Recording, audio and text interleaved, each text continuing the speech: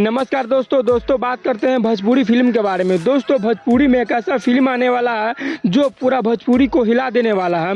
दोस्तों भोजपुरी में एक सबसे बड़े डायरेक्टर है, ये बताएं कि मैं एक ऐसा फिल्म लेकर आ रहा हूँ जो पूरे भोजपुरी में ऐसा पहला फिल्म होगा जो इतना हिट मचाएगा। दोस्तों इस फिल्म का नाम रहेगा भाईजान।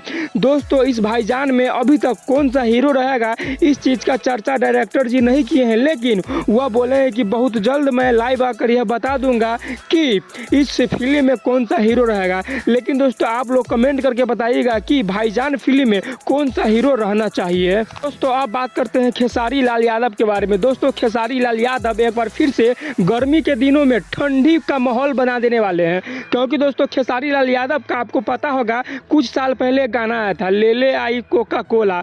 दोस्तों इसी का सेकेंड पार्ट खेसारी लाल यादव इसी गर्मी में रिलीज करने वाले हैं। लेकिन पिछले बार गाना का टाइटल था कोका कोला, लेकिन इस बार कोका कोला 2 नहीं रहेगा बल्कि पेप्सी रहेगा।